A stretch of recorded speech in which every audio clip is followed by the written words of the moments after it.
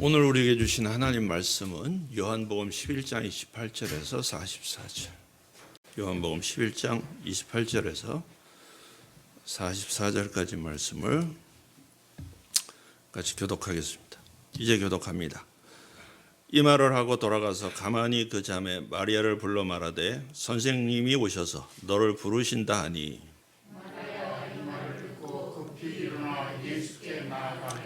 예수는 아직 마을로 들어오시지 아니하시고 마르다가 맞이했던 곳에 그대로 계시더라.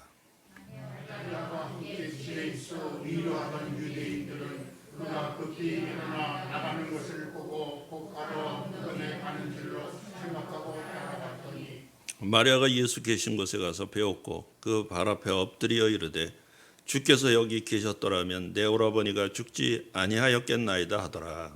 예수께서 그가 우는 것과 함께 온 유대인들이 우는 것을 보시고 심령의 비통을 여기시고 불쌍히 여기사 이르시되 그를 어디 두었느냐 이르되 주여 와서 보옵소서 하니 예수께서 눈물을 흘리시더라. 이에 유대인들이 말하되 보라 그를 얼마나 사랑하셨는가 하며 그 중에 어떤 이는 말하되 맹인의 눈을 뜨게 하는 이 사람이 그 사람을 죽게 한데 할 수 없더라 하더라.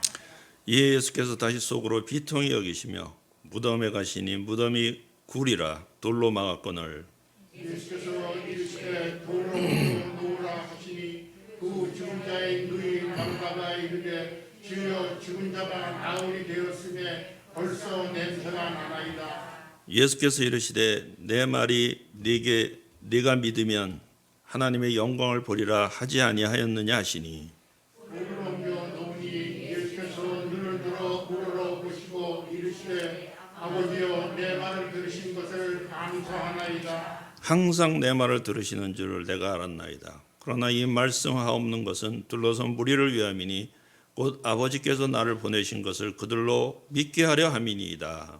이 말씀을 하시고 큰 소리로 나사로야 나오라 부르시니 같이 읽겠습니다. 죽은 자가 수족을 배로 동인 채로 나오는데 그 얼굴은 수건에 쌌더라. 예수께서 이르시되 풀어놓아 다니게 하라 하시니라. 아멘. 아멘. 요한복음 강의 12번째 시간입니다. 벌써 12번인 12번째 시간입니다. 나사로야 나오라 입니다. 나사로야 나오라. 그러니까 개역 성경에는 나사로야 나오너라 이렇게 되어 있습니다. 예? 근데 개정판에 뭐라고 지금 바뀌었냐면 나사로야 나오라. 좀 가벼운 것 같아요. 약간 나사로야 나오라 이렇게 되어 있어요. 예수님께서 죽은 나사로를 살리셨습니다. 그러면 나사로는 다시 안 죽었습니까? 죽었습니다. 네. 나사로는 살다가 다시 죽었습니다. 여러분, 그래서 나사로가 다시 살아났다고 하는 것이 이 사건에서 결정적으로 중요한 것은 아닙니다. 왜냐하면 사람은 다시 살아났다 할지라도 어차피 죽어야 하고 또 새로운 삶이 주어져도 전보다 더 귀하고 아름다운 생애를 이어간다는 보장이 없기 때문에 그렇습니다. 나사로가 다시 살아난 후 예수님이 십자가 지실 때 나사로가 어디 있었습니까? 나사로에 대한 기록은 그 이후에 성경에 나타나지 않습니다. 그렇죠? 이 이후에 나사로 얘기가 나옵니까? 안 나옵니다. 예수님께서 부활하신 후에도 나사로에 대한 이야기는 성경에 한 구절도 없습니다. 존재감이 전혀 없다는 말이에요. 죽을 뻔한 것도 아니고 정말 죽었다가 완전히 죽어서 시체가 썩어서 냄새 날 정도로 그 정도로 완전히 죽었습니다. 완전히 매장된 상태에서 다시 살아났어요. 그 정도면 아마 대부분의 사람들 같으면 죽기까지 주님을 따르고 위대한 전도자가 되어야 되는 게 맞지 않겠습니까? 죽어서 무덤에 들어가서 썩어 냄새 나는 나를 다시 살리셨다. 예수는 그리스도시요 부활이시고 생명이시고 참 하나님이시라고 하는 사실을 방방곡곡에 다니면서 증거해도 모자란 판이에요. 그렇지 않겠습니까? 부활의 당사자잖아요. 부활의 몸을 체험한 그야말로 새로운 생명을 얻은, 완전히 죽었던 사람이 새로운 생명을 얻어서 살아가게 돼 있는데, 그러면은 예수 그리스도의 부활의 증거자가 되고 방방곡곡에 다니면서 복음 전하는 전도자가 되는 것이 당연할 텐데 그렇지 않았다는 거예요. 여러분, 그렇다고 한다면 다시 살아나는 것이 무슨 의미가 있습니까? 뭐 그렇게 결코 대단한 것이 아니라는 거예요. 나사로의 사건은 죽음이라는 것이 하나님의 능력 앞에서는 아무것도 아니고 앞에 있을 예수 그리스도의 부활 사건을 믿게 하기 위한 오프닝으로서 나사로의 사건이 필요했던 것뿐이에요. 사람들은 이렇게 해서 하나하나 조금씩 예수님을 점점 더 굳게 믿게 되는 것입니다.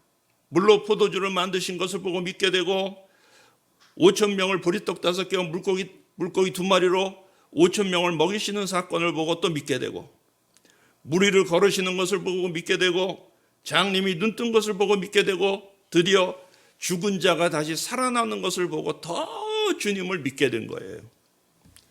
이렇게 믿음을 더하셔가지고 마침내 십자가에서 죽으신 예수를 믿고 부활을 믿게 되는 것입니다. 점점 믿음을 더하게 하기 위해서 믿음으로 향한 성장 과정으로서 나사로의 사건이 필요했던 거예요. 본문으로 돌아가서 예수님께서는 이제 마리아를 부르십니다. 오늘 말씀에 보면, 오늘 말씀 28절 말씀에 보면 집에 있었던 마리아를 부르십니다. 아니, 또 예수님은 나사로의 집에 이르시지 않았고 동네 밖에서 마리아를 부르신 것이에요. 여러분, 좀 이상하게 느껴지는 것은 예수님이 오신다는 소식을 듣고 자매 마르다와 마리아가 함께 나가서 맞이하지 아니하고 언니인 마르다만 소식을 듣고 그냥 부랴부랴 달려왔고 동생은 그냥 집에 있었습니다. 그러니까 마리아도 같이 소식을 들었을 거예요. 그렇죠? 같은 집에 같이 있는데 왜 소식을 못 들었겠습니까? 그러니까 예수님께서 그 집에 들어가시지 않고 그야말로 동구 밖에, 그 마을 어귀에서 동구 밖에서 사람을 보내서 예수님께서 오셨다 이렇게 소식을 전하신 것이 분명합니다. 그러니까 그 소식을 듣고 마리아는 근데 집에 그냥 있고 마르다만 쫓아나와가지고 예수님께 따지듯이 물었었어요. 그렇죠?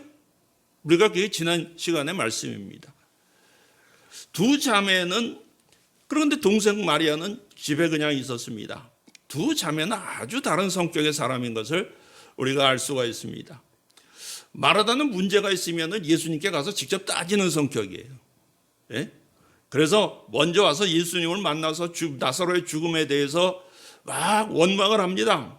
그러나 마리아는 그 원망을 감추고 그냥 집에서 슬퍼하며 있었습니다.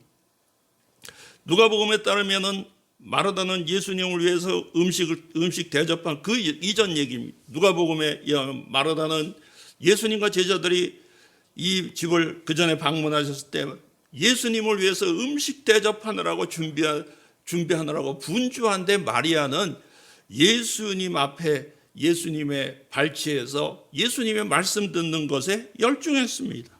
이것을 질투한 마르다는 예수님께 자기가 바쁜 일을, 너무너무 바빠서 죽겠는데 우리 동생은 말이야 그냥 말씀만 듣고 거기서 앉아있냐고, 주님 저 마리아를 시켜서 빨리 나를 좀 도와주게 해주십시오, 그렇게 얘기한 적이 있었습니다. 그때 예수님이 뭐라고 말씀하셨습니까? 마리아는 좋은 쪽을 택했으니 빼앗기지 아니하리라.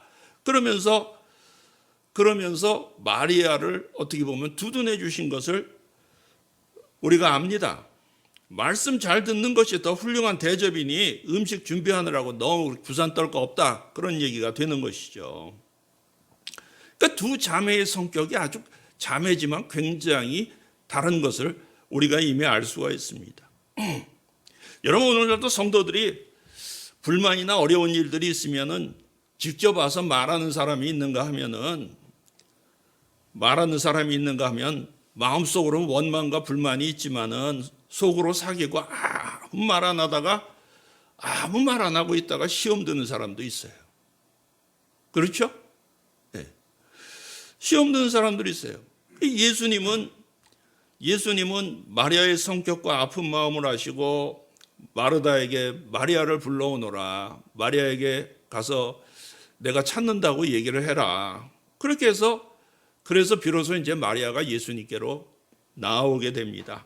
기다렸던 듯이 달려나간 마리아는 예수님을 만나자 언니와 똑같은 말을 해요. 뭐라고 얘기합니까? 11장 32절 말씀. 네? 네, 32절 같이 한번 읽어보겠습니다. 시작.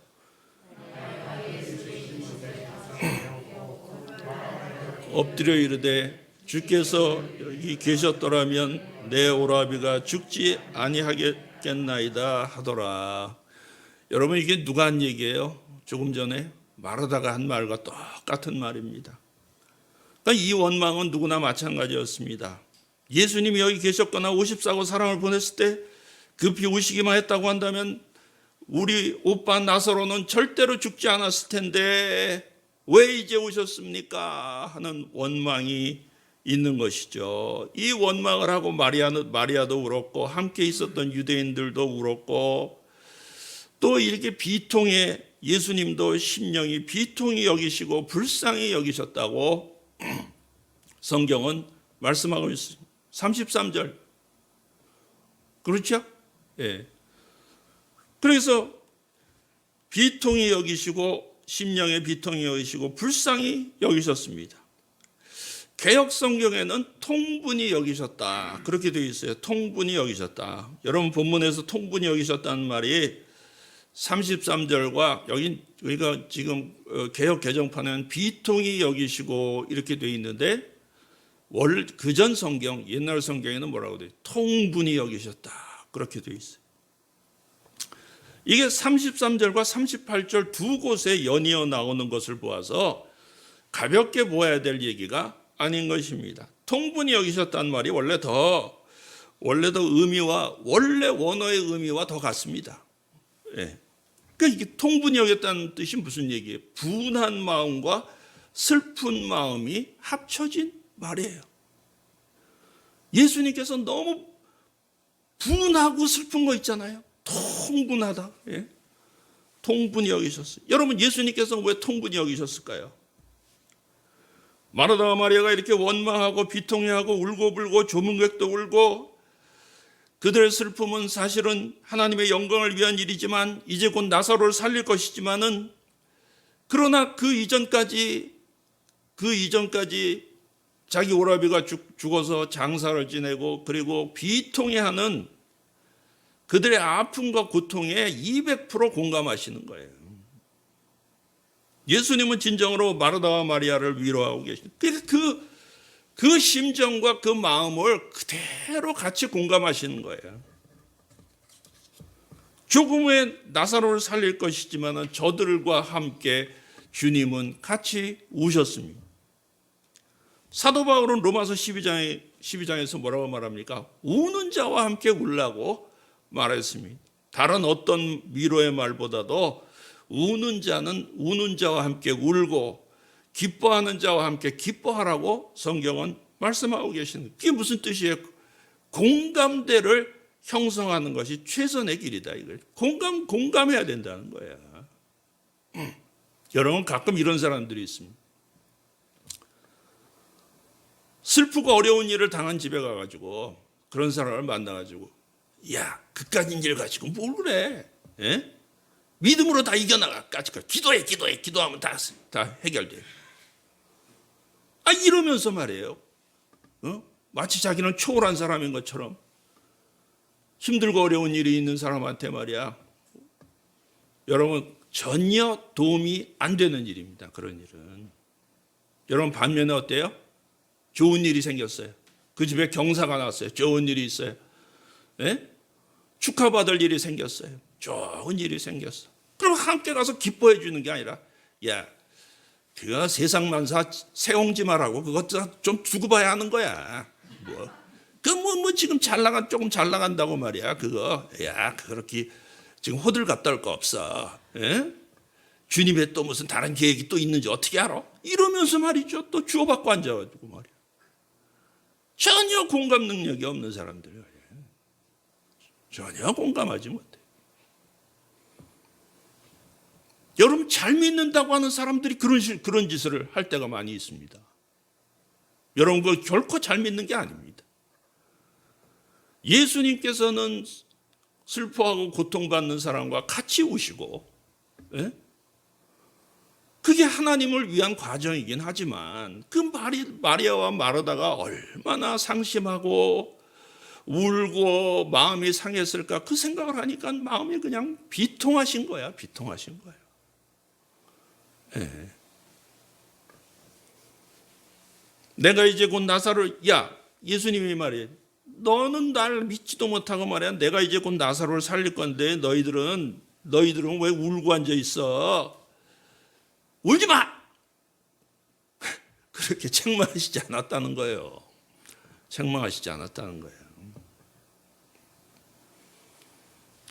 그 비통한 마음, 그래, 안다. 내가 다 알아.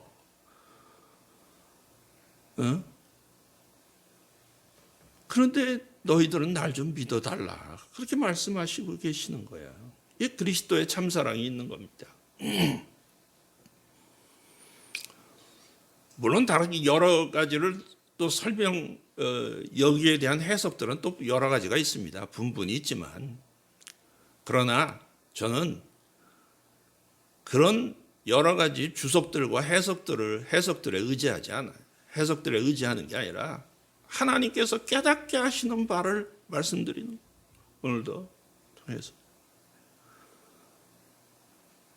예수님의 마음을 이해하면서 예수님의 마음과 함께 하면서 주님께서 무슨 뜻으로 통분해하셨을까 하는 것을 깨달아 알게 되면서 이걸 전하게 되는 거예요. 여러분 그런데 38절에 통분히 여기신 것은 조금 의미가 다릅니다. 38절 같이 읽어보겠습니다. 38절의 비통함은 좀 다른 성격인데 37절에 그 이유가 있어요. 37절을 한번 읽어보도록 하겠습니다. 시작.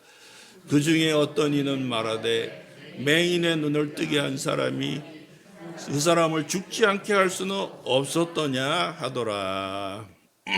여러분 이 말에 대해서 예수께서 속으로 통분히 여기셨다. 그렇게 말씀하고 계세요. 그냥 비통히 여기셨다. 근데 바깥으로 내보이셨다? 아니죠. 속으로 비통히 여기셨다. 속으로 통분히 여기신 거야. 참 기가 막힌 건들. 여러분 유대인들은 소경이 눈을 뜨게 한 그가 나사로를 죽지 않게 하지는 않고 지금까지 하면서 울면서 조문하고 있냐고 예수님을 비웃는 것으로 일종의 비판이고 비방으로서 나사로의 죽음을 예수님 탓으로 돌리고 있는 거예요. 사람들은 때때로 죽은 사람의 원인을 산 사람에게 돌리는 경우들이 있습니다. 결혼해서 남편이 일찍 죽으면 시댁이나 친척들이 그 부인에 대해서 뭐라고 얘기를 합니까? 살아있는 부인을 보고 저런 남편 잡아먹은 여자의 니은 그러지 않아요? 그런 얘기 제가 종종 들었습니다. 아직도 그런 얘기를 하는 사람들이 있어.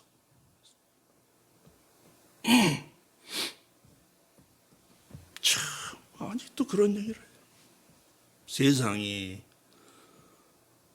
지금 2020년대에도 그런 얘기를 하는 사람들이 있어. 그게 얼마나 큰 죄인지도 알지도 못해요. 어떤 부인이 암에 걸렸습니다. 처음엔 위가 아파가지고 위궤양인 줄 알았어요. 위궤양인 줄 알고 위궤양 치료만 하다가 동네 병원에 가서 내시경을 했는데 아무 이상이 없는 거예요. 그러니까 의사가 내시경을 했는데 그런데 이제 계속 아픈 거죠. 계속 이제 배가 쥐어짜듯이 아프고 그래서 또 약을 먹다가 그냥 약을 먹으면 좀 괜찮은 것 같고 그래서 아무래도 또 이상해서 가서 또 내시경을 해보면은 내시경을 해본 아무 이상이 없다는 거예요. 그렇게 세 번을 내시경을 했는데도 발견을 하지 못했어요. 그 시간 벌써 시간이 많이 가버렸습니다. 네? 시간이 많이 가버렸어요.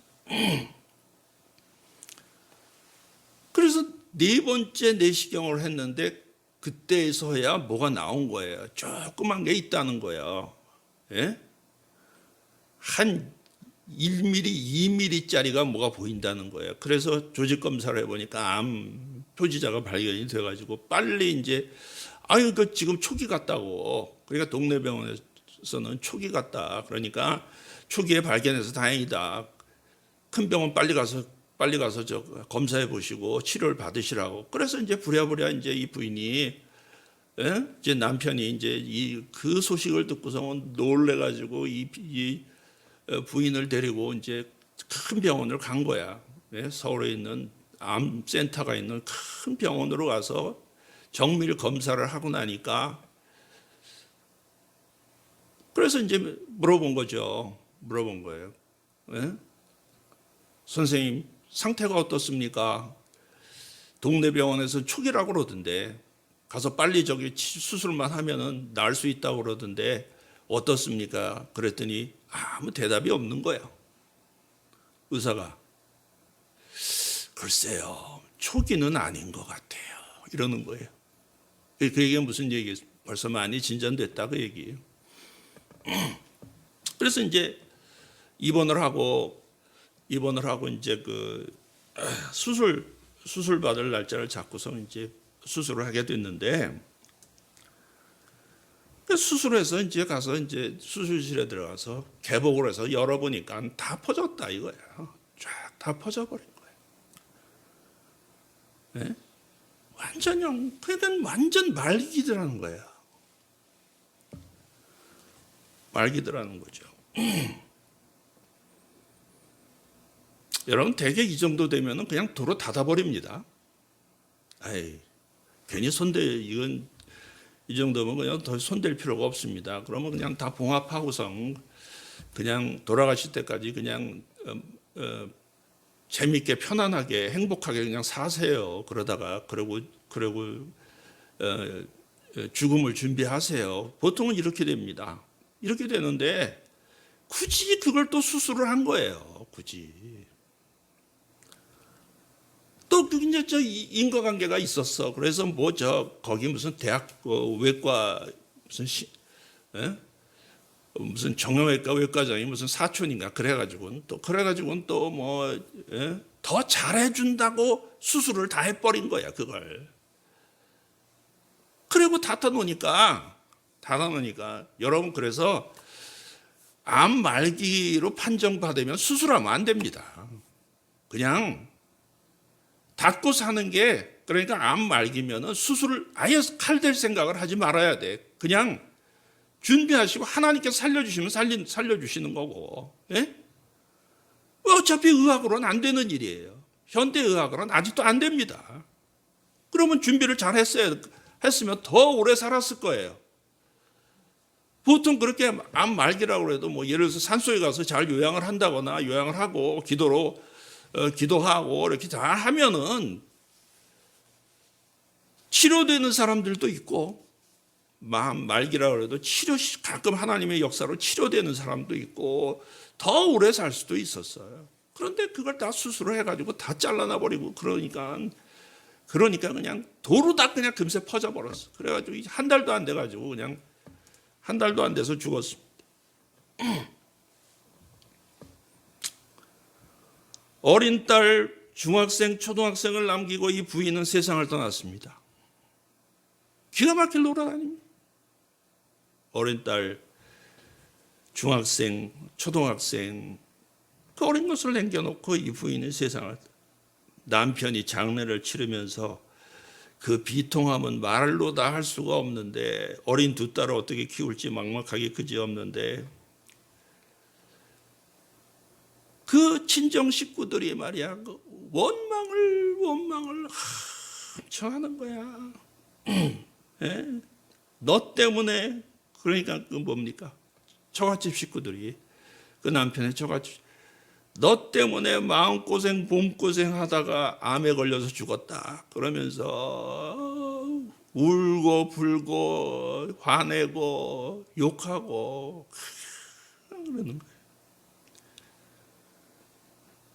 남편 입장에서 얼마나 통분할 일입니까 그게.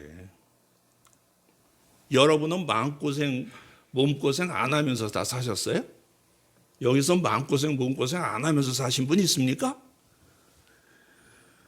그래서 암에 걸린다 그러면 여기 암에 안 걸릴 사람이 누가 있겠습니까? 암에 안 걸릴 사람이 누가 있겠어요? 마음고생 몸고생 안 하면서 사신 분 있냐고. 여기서 다 마음고생 몸고생 하시면서 사는 거예요. 인생이라는 게 그렇게 편하게 사는 사람 별로 없습니다. 그렇지 않습니까? 그래서 암에 걸린다 그러면 다 걸려야 돼요. 여기 계신 분들 다 암에 걸려야 됩니다. 그런데 그냥 그렇게 원망을 하는 거야. 그 남편은 속으로만 그러나 그래, 장모님이 저렇게 비통해 하시는구나, 처가 식구들이 저렇게 비통해 하는구나, 그 마음을 생각하니까 뭐라고 얘기하지도 않는 거야. 그러니까 속으로만 자기만 비통한 거야. 왜? 예수님의 마음이 조금 비슷하시지 않았겠는가 그런 생각이 듭니다. 알지도 못하면서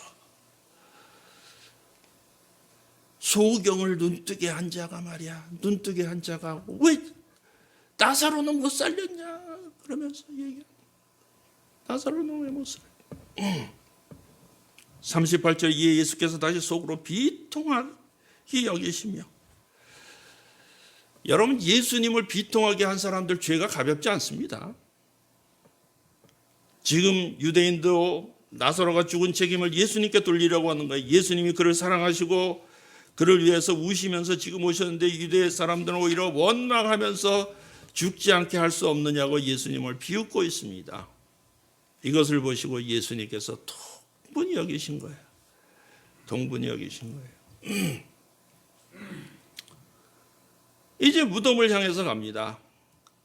이스라엘 사람들의 무덤은 대개 돌로 쪼아서 만든 굴로서 굴 속에 시체를 넣고는 큰 돌로 이제 무덤 입구를 막습니다. 돌이 없는 곳에서는 벽돌이나 대리석으로 집 지어가지고 시체를 넣고 돌문으로 잠깁니다. 예수께서 무덤에 도착하셔서 돌을 옮겨 놓으라고 말씀하십니다. 이에 마르다가 뭐라고, 주여 죽은 지가 나흘이 되었으니 벌써 냄새가 나나이다. 이게 무슨 말이에요? 이게 무슨 뜻이에요? 아이고 틀렸습니다. 벌써 다 썩고 있어요. 오시려면 진작 오셨어야지. 진작 살아있을 때 고쳐주실 일이지. 왜 이제 와서 그러셔요? 아이 틀렸어요. 그러니까 마르다는 이미 가망 없다고 여기는 거예요. 그냥 여기 오셔서 조문하시는 걸로 족합니다. 예? 이제 와서 뭐 다 죽어서 냄새 나는데 뭐 열어볼 게 뭐가 있겠습니까? 그렇게 말하고 싶은 것이죠. 마르다의 말은 예수님의 말씀, 그분의 능력을 믿지 못한다는 말, 똑같은 말이에요. 23절에 벌써 말씀하셨습니다. 마르다가 달려와서 예수님께서 진작 오셨더라고 한다면은 내 오라비가 죽지 않았을 것입니다. 그러면서 원망할 때 예수님께서 뭐라고 말씀하셨어요? 내 오라비가 다시 살아나리라. 분명히 말씀하셨어요. 25절에도 나는 부활이요 생명이니 나를 믿는 자는 죽어도 살겠고, 분명히 말씀하셨어요. 죽어도 산다. 분명히 말씀하셨어요. 그렇게 말씀하셨을 때 마르다가 뭐라고 대답했습니까? 주여 그러하외다. 대답은 털썩같이 잘해. 주여 그러하외다. 대답은 철석같이 잘해놓고 사실은 안 믿는다는 얘기지. 안 믿는 거예요. 우리 처형이 저한테 무슨 일을 상의할 때가 종종 있습니다. 네? 그럼 무슨 일이 있으면은 저한테 꼭 무슨 상의를 해요. 그건 이제 저희 집사람이 또 부추겨서 뭐 그런 것도 있겠지만, 예. 그러니까 집사람도 나한테 상의를 하고, 그러면 이제 처형도 못 이기는 척 상의를 하고, 그래서 얘기를 이렇게 들어보면 내가 뭐 이런 계획들이 있는데 또 뭐 이런 걸 하려고 그러는데 이거는 어떤 거예요? 어떻게 해야 돼요? 그래서 내가 모르는 게 있으면은, 내가 잘 모르는 분야가 있으면은 다 공부를 해가지고 또 열심히 또 공부를 해가지고 이제 그걸 다 스터디를 해서 그건 이렇게 하는 거예요.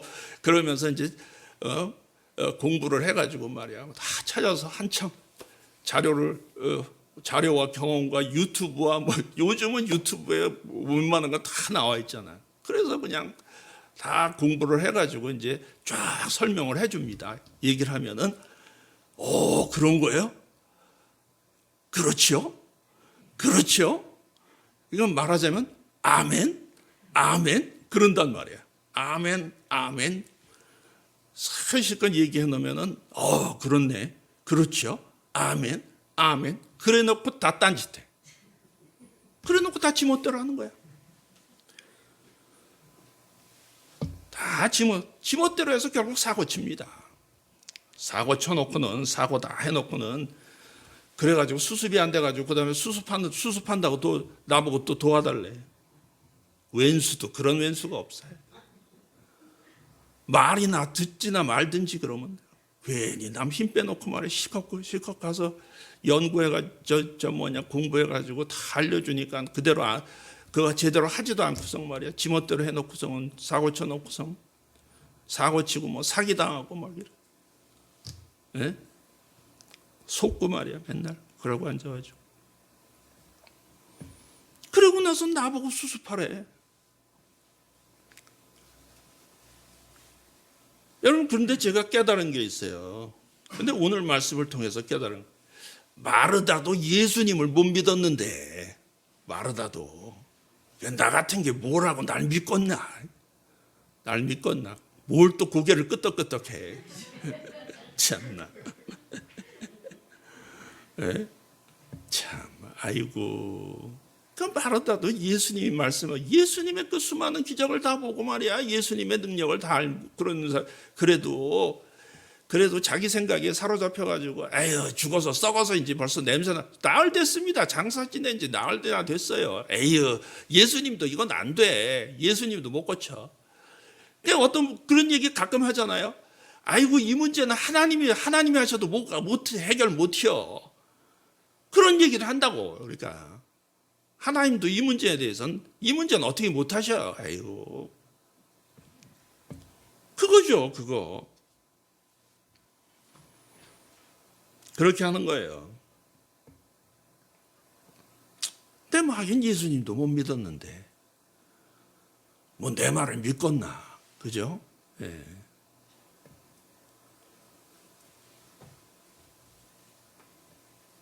예수님을 따르는 사람도 많이 있었지만 예수님을 배척하고 원망하고 미워하고 심지어 죽이려고 하는 사람들도 천지백갈인 거예요. 그래 안 그래요? 그런데 나 같은 게 뭐라고 사람들한테 다 칭찬만 받고 존경만 받고 사랑만 받고 살겠냐 말이에요. 나 같은 게 뭐라고. 그렇지 않습니까? 어떻게 나를 좋아하겠어? 어떻게 나 같은 부족한 사람을 누가 그렇게 다 좋아하고 사랑하고 좋아하고 저거 하겠냐 말이에요. 나를 싫어하는 사람도 있고 미워하는 사람도 있고 괜히 말이야. 그런 사람들도 있을 수 있는 거예요. 예수님이 그러셨는데 아무 흠도 없고 죄도 없으시고 원죄도 없고 자범죄도 없으시고 그야말로 선한 일만 하시는 하나님이신 예수님도 그렇게 그런 어려운 그야말로 일을 당하셨다고 한다면 왜 나같이 부족한 것들이 나같이 죄 많고 허물 많은 사람이 어떻게 칭찬만 받고 좋을 일만 겪으면서 살 거라고 생각하시는 거냐 이거야 어떻게 보면.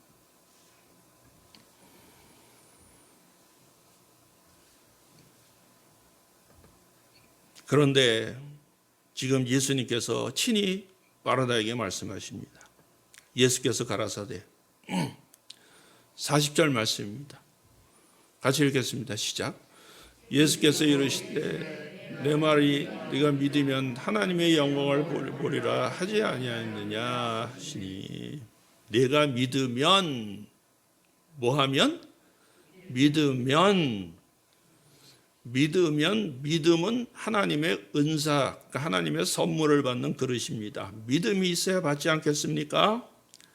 믿음은 하나님의 은혜를 받는 그릇으로 이 그릇이 깨끗하고 온전해야지 더럽고 깨져 있으면 받을 수가 없어요. 그러면 믿음이라는 것이 어떤 겁니까? 예수님께서 돌을 옮겨 놓으라고 하실 때 말하다가 끝까지 고집 부리고, 고집만 부리고 믿음이 없는 여자라고 한다면은 한 번도 필요 없다고 거절했을 것이고, 그러면은 안 하셨을지도 몰라. 근데 안 하시진 않았겠지. 그런데 더 이상 버티지 않고 말하다가 예 알겠습니다. 그러고서 이제 돌을 사람 시켜서 돌을 옮겨 나간 거죠. 이게 믿음입니다. 대단한 것 같지 않지만은 이런 것이 요한복음이 말하는 믿음이라는 거예요.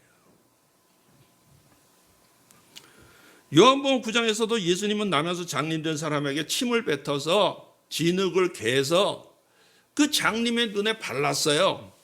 바르시면서 저 실로암 못에 가서 씻으라, 그렇게 말씀하셨어. 여러분, 그러면 그 사람이 실로암 못으로 가야 됩니까? 안 가야 됩니까? 가야 되는 거지. 여러분, 보통 생각으로는 흙을 짓이겨서 침을 뱉어가지고, 그것도 더럽게 침을 뱉어가지고 흙을 짓이겨서 눈에 바르니 기분도 나쁘고 장님이라고 무시하는 것 같기도 하고, 또 어디 한 오리 걸어가서 실로암까지 가서 씻으라고 그러니까 에이 그냥 이런 걸 다 시키나 그러면서 기분 나쁘다고 안 할 수도 있었어요. 그러나 이해하고 지팡이 짚고 그 불편한데 눈이 보이지도 않는데 어떻게 아무튼 누구 도움을 받았는지 모르지만 오리길을 걸어가서 실로암 못에 가서 눈을 씻는, 여기까지가 바로 믿음이라는 거예요. 믿음은 순종입니다. 돌을 옮겨 놓으라 하실 때 내 생각으로는 돌을 옮길 필요가 없어. 이미 다 죽어서 벌써 송장 냄새 납니다. 시체 썩은 냄새가 그야말로 여기까지 풀풀 나는데, 근데 뭐 하려고 돌을 옮겨 놓으시라? 괜히 그거 하실 필요 없습니다. 이유를 모르더라도 주님께서 말씀하시니까 제가 순종합니다. 순종 그 자체가 믿음으로서 큰 은혜를 받게 되는 것입니다. 돌을 옮겨놓자 예수께서 눈을 들어 우러러보시고 이르시되 아버지여 내 말을 들으신 것을 감사하나이다. 항상 내 말을 들으시는 줄을 내가 알았나이다. 그러나 이 말씀 하옵는 것은 둘러선 무리를 위함이니 곧 아버지께서 나를 보내신 것을 저로 믿게 하려 함이니이다. 그렇게 기도하시는 거예요. 예수님께서는 먼저 기도하셨습니다. 보리떡 5개 물고기 2마리를 가지고 5,000명을 먹이실 그때에도 예수님께서는 그 떡을 들어서 기도하셨습니다. 축사하셨다라는 말은 기도하셨다는 말이에요. 하늘을 우러서 축사하시고 감사 기도를 하시고 나서 5,000명을 향해서 내가 너희들이 먹을 것을 주어라 말씀하셨을 때 제자들이 나눴을 때 5,000명이 먹고도 12광주리가 남는 놀라운 역사가 일어났어요. 오늘 본문에서도 엄청난 일을 벌였고 먼저 감사 기도를 하십니다. 정말 살아날 수 있을까 인간적인 걱정이 앞섰는데 주님은 하나님께서는 내 기도를 들어주심을 항상 내 기도를 들으시는 걸 감사합니다. 할렐루야. 하나님께서는 주님의 기도를 항상 들어주신다 말이야. 항상 들어주시는데 내가 이렇게 하는 건 뭐 때문이야? 바로 너희들 때문이다 이거예요. 너희들 때문이다. 하나님의 능력이 나타나. 믿으면 하나님의 영광을 보리라. 기적의 목적이 하나님의 영광 나타내는 것에 있음을 말씀하고 있어요. 이게 무슨 엄청나게 이벤트나 어떤 특정인을 잘 살게 하기 위한 무슨 그런 기적이 아니었다는 거예요. 다 무엇을 위함입니까? 여러분에게 믿음 거기 있는 사람들한테 믿음 주시기 위해서 이렇게 하셨다는 거예요. 아멘. 오늘도 요한복음이 여러분들에게 지속적으로 하는 말씀이 뭐냐? 예수는 하나님이시다라는 것을 믿게 하려고 기록했다는 거예요. 믿게 하려고. 예수가 하나님이시다. 예수는 하나님이시다. 예수가 너희를 구원할 유일하신 분이시다. 부활이요 생명이라는 것을 오늘도 믿게 하기 위해서, 믿음 주시기 위해서 오늘도 끊임없이 말씀하고 계십니다. 끊임없이. 감사 기도를 끝내고 이제 큰 소리로 나사로야 나오라 말씀하시니까 나사로가 배를 감은 채로, 그러니까 말하자면 시체에 향유를 바르고 배로 감고 둘둘둘 말고 그랬나 뭐예요. 입혔는지 뭐 감았는지 말이야. 뭐 얼굴엔 수건이 쓰여져 있었다 그렇게 되는데요. 감았다 이거는 뭐 나사로가 수의를 입은 채로 얼굴도 다 이렇게 가려진 채로 걸어서 나왔습니다. 할렐루야. 예수님 우리로 하여금 살아계신 하나님, 부활의 하나님, 생명이신 주님을 믿게 하시려고 일을 한 거예요. 우리가 지금 당하는 일을 다 알 수는 없지만은 하나님의 영광 나타내기 위해서, 믿음 주시기 위해서 오늘도 일하시는 예수님을 바라보면서 소망 가운데, 기쁨 가운데 부활의 능력으로 살아가시는 성도들이 되시게 되길 주님의 이름으로 축원합니다. 기도하겠습니다. 고마우신 하나님, 오늘도 저희들에게 믿음 없음을 아시고 오늘도 믿게 하시려고 끊임없이 말씀하시고 격려하시고 위로하시고 기적을 일으키시고 보여주시고 인도하시는 하나님의 놀라운 섭리와 은혜를 감사드립니다. 내가 믿으면 하나님의 영광을 보리라고 말씀하신 그대로 주여 믿음 없는 저희들을 불쌍히 여겨주시고 주여 더 큰 믿음 주시옵소서. 부활과 생명의 믿음 오늘도 저희들에게 다 허락해 주시사 믿게 하여 주시고 믿음 따라 살아가고 행동하는 저희들 되게 축복해 주옵소서.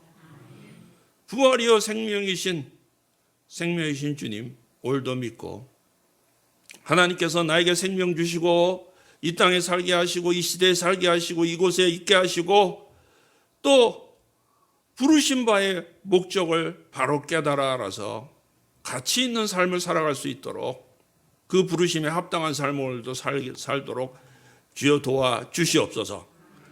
예수님 이름으로 기도하옵나이다. 아멘.